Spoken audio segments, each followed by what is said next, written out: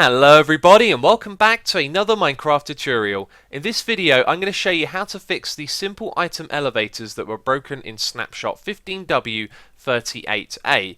Now this is the classic design made by Test137E29. Unfortunately the changes that were made are going to be permanent, which means this is no longer going to work. So you can see here the items go down the water stream into the fence post and they no longer rise up into the block, which means that this elevator no longer works. Now already a solution has been found in the community. The credit goes to Nathan Ryan. I'll of course link to his video in the description box down below, and his solution is really elegant. Unfortunately it is a little bit flawed, and in this video I'll be showing you how to correct that flaw, but it involves using a door and a pressure plate. So let's turn on this clock and see the thing in action. You can see the items will go down and then they elevate up through the blocks like this, which is very cool. Let's turn this off because I'm going to explain to you how exactly this works quickly. So when the items come down over the pressure plate, they're going to open the door and make their way to the very back of the block right there.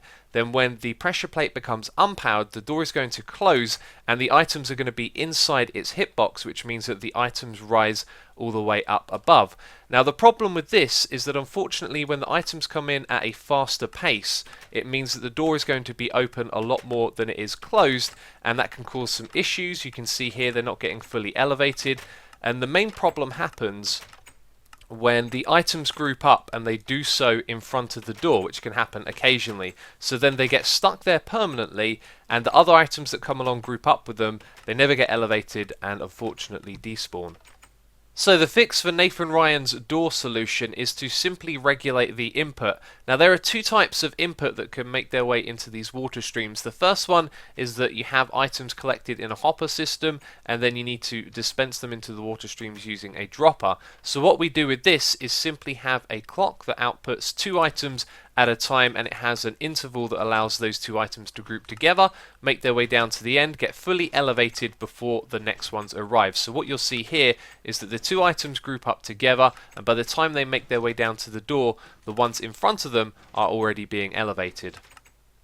Now this second design is intended for when you have a large amount of items going through your water stream at once. Let's say you've got a big old wheat farm and it deposits all the wheat and seeds into the water stream at once, then this would be ideal. However, if the items from your farm go into hoppers, and let's say this one just can't dispense them quick enough, then this would work as well. You'd simply dispense the items into the water stream like we've done back here. So let's see this thing in action.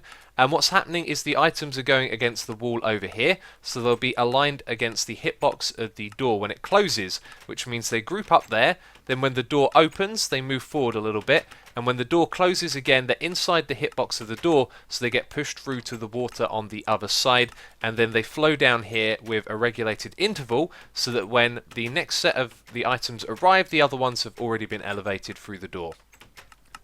So I set up this example at the end here to show you that it does work with a large flow of items. There isn't too much to comment on here. It's regulating the flow of the input. Sometimes they group up into two stacks and they move through just fine as well, which is a good sign. And for those of you that are very observant, you may have noticed that earlier on in the video that this little clock right here was actually a little bit smaller, and that's because I was working with 3 repeaters. Now when you work with 3, you get a lot of visual bugs as the items make their way down the water stream and into the door. However, it's completely lossless as it is with this timing right here, but I changed it since those visual bugs go away when you add 2 extra ticks. So I've done a lot of testing. I've done it in single player on a server as well. You can see here all of this is from where I've been testing and there's been no items lost at all. Same goes for this one over here. However, as you can see at the moment, there are some never stars on top, and that's because so many items are coming through, the hoppers fill up really quickly. So if you are working with a large amount of items, make sure you got lots of hoppers at the top.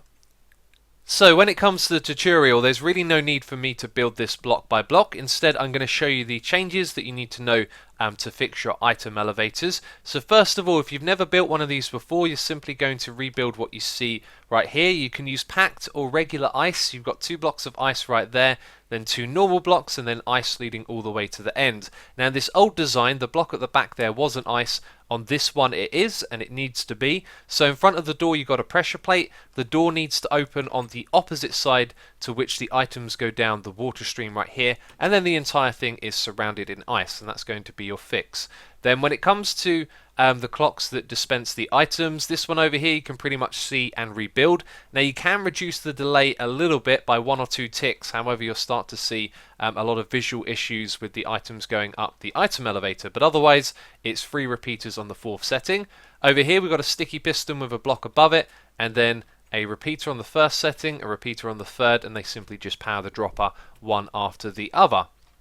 Then if we go over to this design, you need to have your door faced against the wall when it's unpowered, and when it's powered it needs to open to the side like this, and then you just have a simple clock that goes around in a circle, and you can do this with 3 repeaters on the 4th setting. You'll get a lot of visual bugs, but it'll be absolutely fine and lossless. If you don't want to see those visual issues, then just add an extra repeater on the 2nd setting. So that is it from me, this Minecraft tutorial. If you have enjoyed it, please do leave a like. There is a world download available for you in the description box. And of course, subscribe for more awesome Minecraft tutorials. And again, a big thank you to Nathan Ryan for sharing this solution with the Minecraft community. But that is it from me this video. As always, thank you ever so much for watching, and I'll catch you next time. Bye bye.